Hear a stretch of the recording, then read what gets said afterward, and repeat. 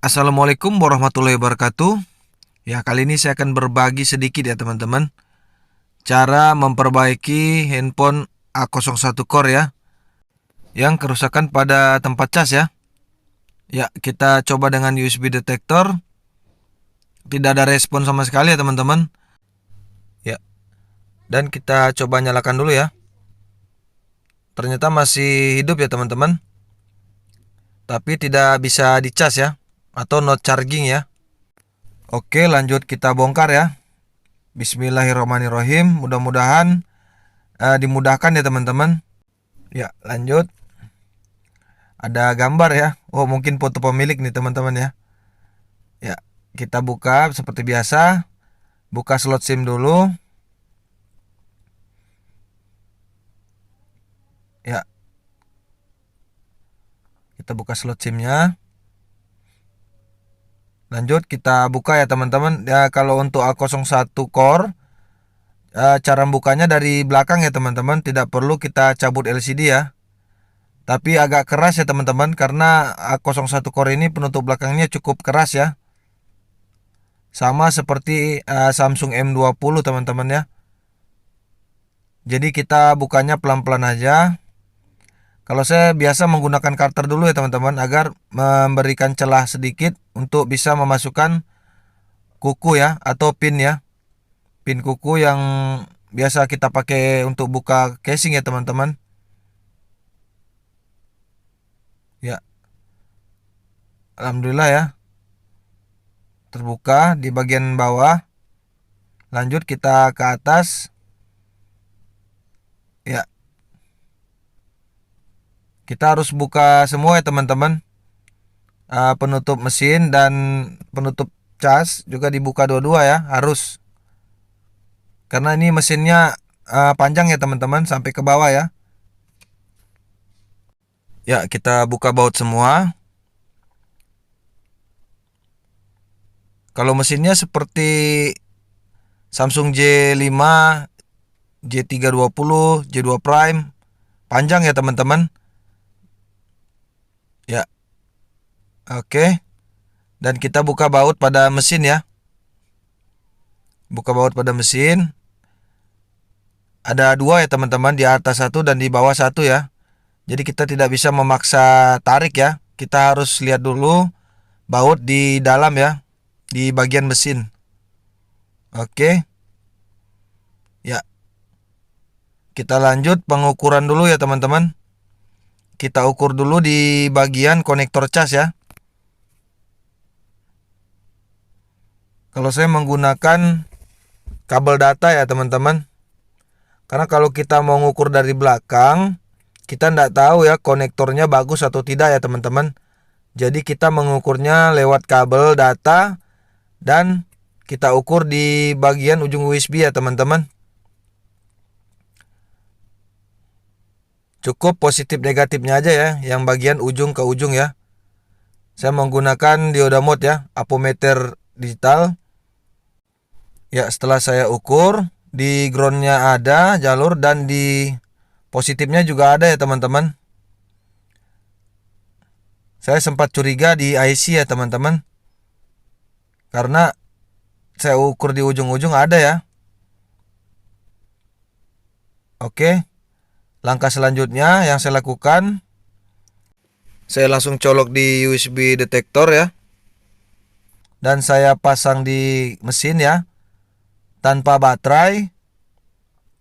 Bisa juga kita menggunakan kepala cas ya teman-teman. Kita menggunakan kepala cas, kita cas tanpa baterai. Lanjut kita ukur memakai DC ya. Dan kita ukur di bagian positif baterai ya teman-teman. Apakah arus dari cas atau dari USB detektor masuk ke bagian konektor baterai ya teman-teman. Ternyata masuk ya. 4,3 ya, tapi putus-putus ya teman-teman. Tadi sewaktu saya ukur pertama dia tidak mau ya, setelah saya goyang konektornya barulah dia masuk ya teman-teman, di 4,3 ya. Berarti konektornya ya teman-teman, konektornya sudah kalah ya. Ya, sebelum itu saya coba kembali. apakah memang benar ya harus digoyang-goyang ya baru dia masuk. Ternyata benar ya teman-teman.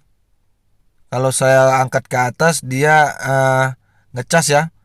Kalau saya goyang lagi dia lepas lagi ya teman-teman. Ya, berarti fix konektornya yang rusak ya teman-teman. Fix konektornya harus kita ganti ya. Karena sudah haus ya teman-teman. Atau sudah terlalu lama ya dipakai tidak diganti-ganti ya. Jadi dia di lidah di bagian dalam konektor udah tipis ya teman-teman. Jadi wajib kita ganti dengan yang baru ya. Oke, kita lanjut.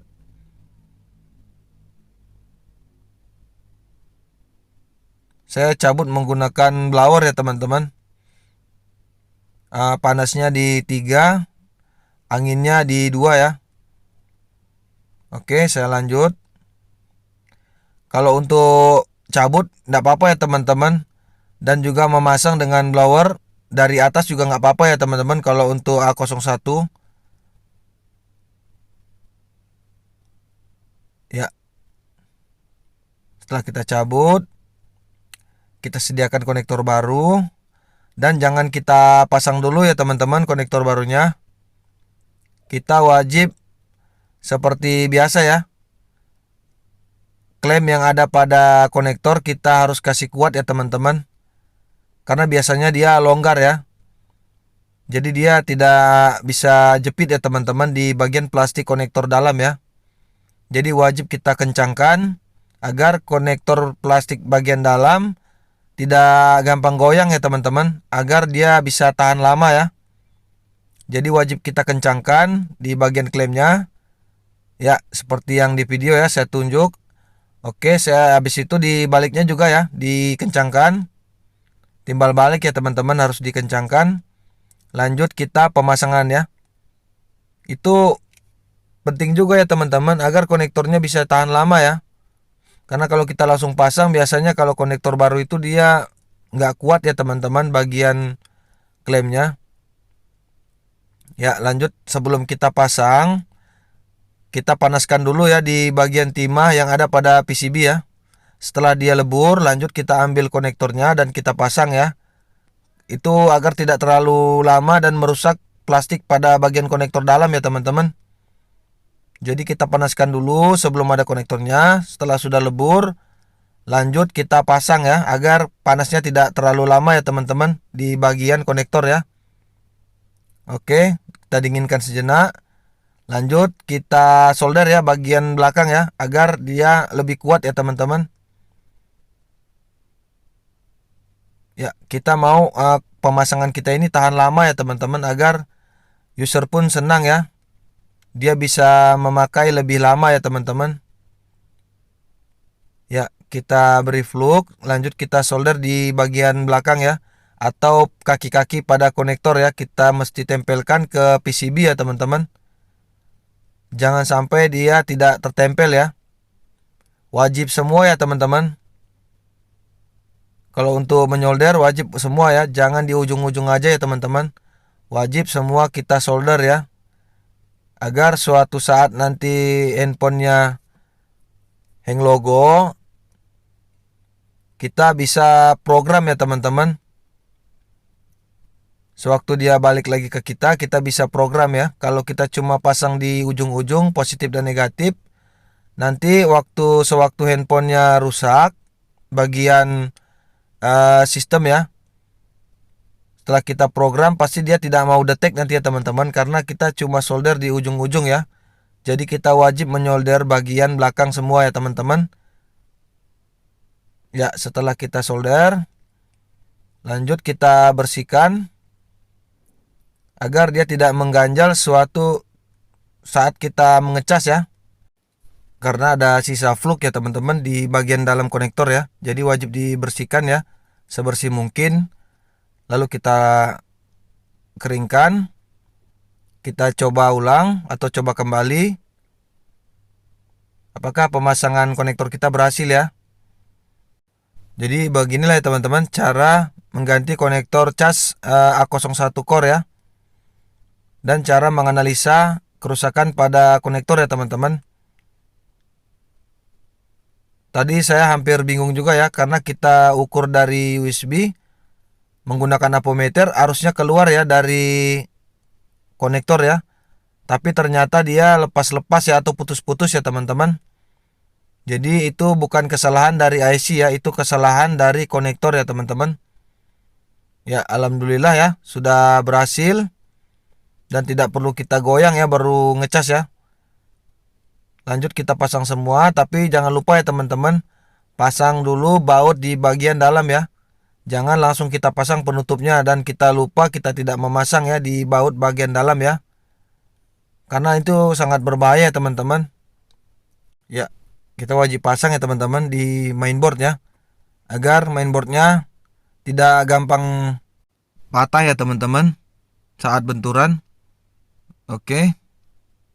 Jadi kita wajib pasang ya. Ya,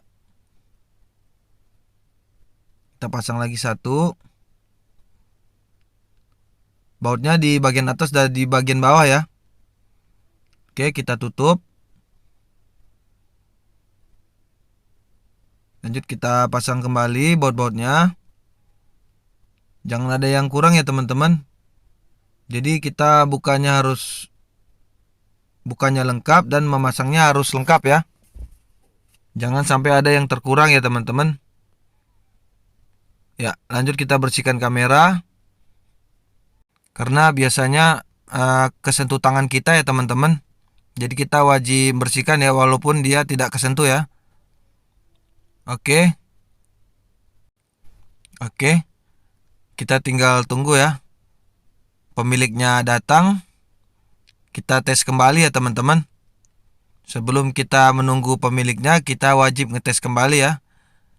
Jadi begini ya teman-teman, cara mengganti konektor dan menganalisa kerusakan pada A01 core ya. Kerusakan pada cas ya, tidak mau ngecas. Dan sekarang alhamdulillah, satu kali kita colok kabel langsung jos ya teman-teman. Alhamdulillahirobbilalamin, pengerjaan kita tidak disulitkan ya. Jadi terima kasih ya teman-teman sudah nonton video ini. Assalamualaikum warahmatullahi wabarakatuh.